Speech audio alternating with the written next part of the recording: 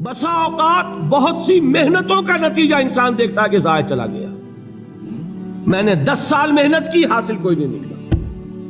یہ ثمرات کیا ہیں؟ محنتوں کے ثمرات کا ضیاع.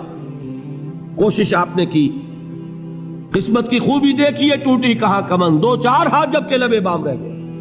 Be prepared.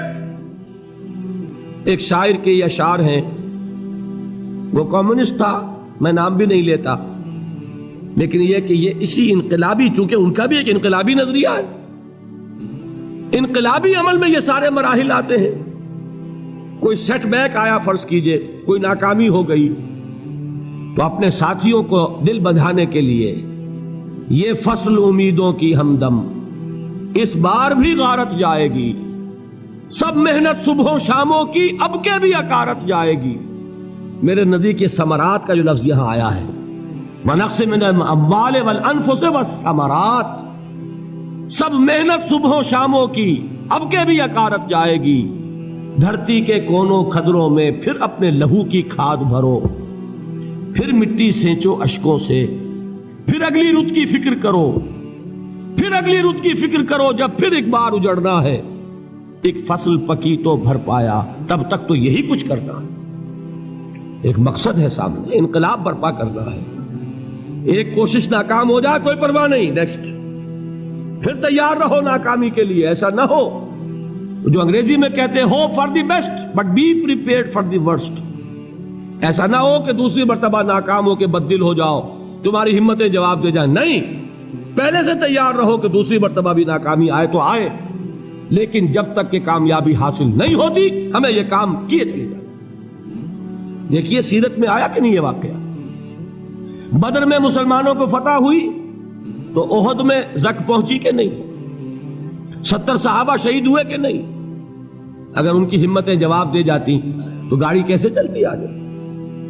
تو فرمایا وَلَنَبْلُوَنَّكُمْ بِشَيْءٍ مِّنَ الْخَوْفِ وَالْجُوعِ وَنَقْصٍ مِّنَ الْأَمْوَالِ وَالْأَنفُسِ وَالثَّمَرَاتِ.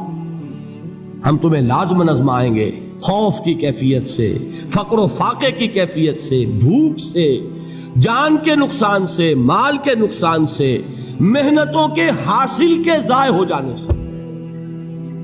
وَبَشِّرِ الصَّابِرِينَ، اور اے نبی بشارت دیجئے صبر کرنے والوں کو. الَّذِينَ إِذَا أَصَابَتْهُمْ مُصِيبَةٌ، وہ کہ جب ان پر کوئی تکلیف آئے، کوئی مصیبت آئے، کوئی آزمائش آئے، قالوا انا للہ وانا الیہ راجعون، وہ یہ کہیں کہ ہم اللہ ہی کے ہیں، اللہ ہی کی طرف لوٹ جانا ہے. یہ وہی انداز ہے جو میں نے فارسی کا شعر سنایا تھا آپ کو کہ سرے تسلیم خم ہے جو مزاج یار میں آئے. وہ ہمارا مولا ہے، ہمارا آقا ہے. اگر اسے یہی منظور ہے تو ہمیں بھی یہی منظور ہے. میں نے تسلیم و رضا کی بات کی تھی نا، آپ کو کچھ شعر سنائے تھے. ایک شعر اور سنیے، اور یہ کس کا ہے؟ محمد علی جوہر کا. ایک مرتبہ جیل گئے، ان کی ایک بیٹی جوان بیمار ہوئی، فوت ہو گئی. باہر چھوڑا انگریز نے، جاؤ بھائی دفن کر دو بیٹی کو. دوسری مرتبہ جیل گئے، دوسری جوان بیٹی اسی مرض میں مبتلا ہوئی. اب یہ جیل میں ہے، خبر پہنچی کہ دوسری بیٹی کے اوپر بھی اسی مرض کا حملہ ہوا ہے. ایک نظم لکھی ہے جس کا آخری شعر یہ ہے، تیری صحت ہمیں منظور ہے لیکن اس کو نہیں منظور تو پھر ہم کو بھی منظور نہیں. یہ ہے، جب تک یہ کیفیت نہ ہو اس میدان میں آدمی ثابت قدم نہیں رہ سکتا کہ میرے رب کو اگر یہ منظور ہے تو یہی مجھے منظور ہے، اور تیری صحت ہمیں چاہیے تو ضرور، لیکن ہمارے رب کو منظور نہیں تو ہمیں بھی منظور. راضی برضائے رب. وَبَشِّرِ الصَّابِرِينَ الَّذِينَ إِذَا أَصَابَتْهُمْ مُصِيبَةٌ قَالُوا إِنَّا لِلَّهِ وَإِنَّا إِلَيْهِ رَاجِعُونَ. نہ شود نصیب دشمن کے شود ہلاک تیغت، سرے دوستہ سلامت کے تو خنجر آسمان.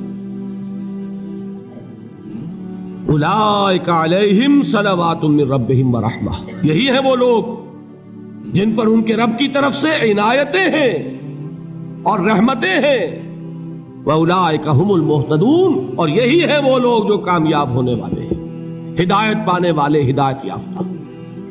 اسی سورہ بقرہ میں ذرا آگے چل کر، یہ تو ہے 20واں رکوع، 19واں رکوع 21ویں رکوع کی پہلی آیت ہے لیس البر ان تولوا وجوہکم قبل المشرق والمغرب ولکن البر من آمن باللہ والیوم الآخر والملائکۃ والکتاب والنبیین وآتى المال على حبه ذوي القربى واليتامى والمساكين وابن السبيل والسائلين وفي الرقاب وأقام الصلاة وآتى الزكاة والموفون بعهدهم إذا عاهدوا والصابرين في البأساء والضراء وحين البأس۔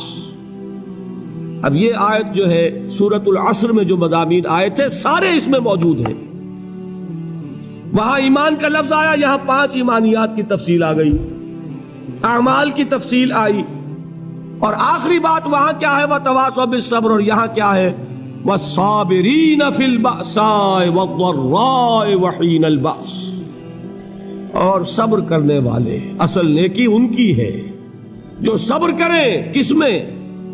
جنگ کے وقت، ذرائے، بأسائے، بأسا کہتے ہیں فقر اور فاقہ، واحد آئے گا باس تو اس کے معنی جنگ، اور بأسا جمع میں آئے گا تو فاقہ، فقر، بھوک، اور ذرائے جسمانی تکلیف، ضرر، جسمانی تکلیفوں میں صبر کرنے والے، فقر اور فاقے میں صبر کرنے والے، اور جنگ کے وقت صبر کرنے والے، اولئک الذین صدقوا واولئک هم المتقون، یہ ہیں وہ لوگ جو صبر کرنے والے ہیں، یہ ہیں جو سچے ہیں، جو اپنے دعوے میں نیکی کے اور ایمان کے صادق ہیں، اور یہی وہ لوگ ہیں جو متقی۔ اگلی سورت ہے سورہ آل عمران، اس میں 2 لفظ آئے ہیں، آخری آیت یا ایھا الذین آمنوا اصبروا وصابروا ورابطوا واتقوا اللہ لعلکم تفلحون۔ دیکھیے یہاں صبر اور صابر جو تعلق جہد اور جہاد کا ہے وہی ہے صبر اور مصابرت۔ صبر ایک طرفہ عمل ہے، آپ جھیل رہے ہیں، برداشت کر رہے ہیں، صبر علی المعصیہ، صبر علی الطاعہ، صبر علی الابتلاء، یہ سب کیا ہے؟ صبر۔ اور مصابرت کیا ہے؟ صبر کا صبر سے مقابلہ۔ یہ سورہ آل عمران، اب وقت نہیں ہے میں آپ کو سناتا اللہ تعالیٰ نے کیسے کیسے مسلمانوں سے کہا، مسلمانوں تمہیں زک پہنچی ہے تو انہیں بھی تو پہنچی تھی، ان کے 70 نہیں مارے گئے تھے بدر میں، ان کے حوصلے جو ہیں وہ تو پست نہیں ہوئے، وہ اگلے سال آ گئے تم پر چڑھائی کر کے، تم کیوں اتنا برا مان رہے ہو؟ تمہارے دل اتنے زخمی کیوں ہو گئے؟ تمہیں تکلیف پہنچتی ہے تو انہیں بھی پہنچتی ہے۔ اپنی غیرت جو ہے ہمیں ذرا اس کا جائزہ لینا چاہیے۔ لوگ باطل نظریات کے لیے کتنی قربانیاں دے رہے ہیں، لوگ باطل چیزوں کے فروغ کے لیے کتنی محنتیں کر رہے ہیں، جیسا کہ میں نے ابھی کہا تھا اسی غیرت کو چیلنج کرنے کے لیے، ذرا آپ کی حمیت دینی کو جوش دلانے کے لیے۔ قادیانی نوجوان کتنی تعداد میں اپنے آپ کو دین کے لیے وقف کرتا ہے، اور آپ کتنے نوجوان ہیں جو اپنے آپ کو دین کے لیے وقف کرتے ہیں، اور ہوں وہ کھاتے پیتے گھرانوں کے لوگ۔ یہ نہیں ہے کہ اگر کوئی اور کام نہیں کر سکتا تو پھر یہ ہے کہ وہ دین کے کام میں لگ جائے۔ باصلاحیت لوگ، کھاتے پیتے لوگ، ذہنی استعداد رکھنے والے لوگ، اونچے گھرانوں کے لوگ، وہ وقف کریں اپنے آپ کو دین کے لیے۔ اس کے بغیر کیسے باہر آ جائے گی، کیسے رونق آ جائے گی؟ تو دنیا میں باطل نظریات والے جو ہیں، یہ بات کہی گئی ہے، مسلمانوں تم اگر توحید کے لیے لڑ رہے ہو، دیکھتے نہیں ابو جہل کو، اس نے گردن کٹوائی ہے شرک کے لیے، شرک کے لیے گردن کٹوائے، اور تم توحید کے لیے گردن کٹوانے کو تیار نہ ہو۔ اس نے گردن کٹوائی کہ نہیں کٹوائی؟ اور کس طرح کٹوائی ہے؟ کیونکہ بڑا متکبر قسم کا، فرعون قسم کا شخص تھا، جب گردن کاٹنے لگے تو کہتا ہے ذرا نیچے سے کاٹنا، تاکہ جب تم نیزے کے اوپر چڑھاؤ میرے سر کو تو اونچا نظر آئے، معلوم ہو سردار کا سر۔ وہ بدبخت مرتے ہوئے بھی جو اس کی کیفیت تھی نا، اس کو ذہن میں رکھیے۔ تو یہ اس لوگوں نے قربانیاں دی، جانیں دی، تو فرمایا اگر تم ان سے زیادہ قربانی نہیں دو گے، جو نوٹ کر لیجئے اس کو، مجرد اگر حق کو غالب کرنا اللہ کے ذمے ہو تو آنے واحد میں غالب کر دے گا، تمہیں تکلیف ہی دینے کی ضرورت نہیں۔ سمجھ رہے؟ کیا اللہ کے مقابلے میں کوئی باطل کی طاقت ٹھہر سکتی ہے؟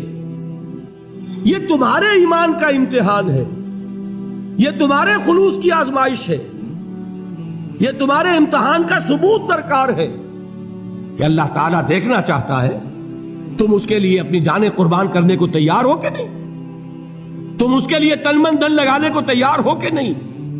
اور یہ جان لو کہ اگر کفار اور مشرکین اور ملحدین اور باطل نظریات والے وہ جو کچھ قربانیاں اپنے باطل نظریات کے لیے دے رہے ہیں ان سے زیادہ اگر تم نہیں دو گے تو حق غالب نہیں ہوگا۔ انہوں نے جو صبر کیا ہے اپنے باطل نظریات پر، اگر تم اس سے زیادہ صبر کا ثبوت نہیں دو گے اپنے اس حق پر تو حق غالب نہیں ہوگا۔ اس لیے فرمایا یا ایھا الذین آمنوا اصبروا وصابروا، نہ صرف یہ کہ صبر کرو بلکہ صبر میں اپنے دشمنوں سے آگے نکلو، ان کے صبر سے بڑھ کر صبر کرو۔ ورابطوا، مرابطہ کہتے ہیں چوکس رہنا، ہوشیار، پہرا دو، ایسا نہ ہو کہ دشمن جو ہے غفلت میں تمہارے اوپر کوئی حملہ جو ہے کر بیٹھے۔ واتقوا اللہ، اور اللہ کا تقوی اختیار کرو، لعلکم تفلحون، تاکہ تم فلاح پاؤ۔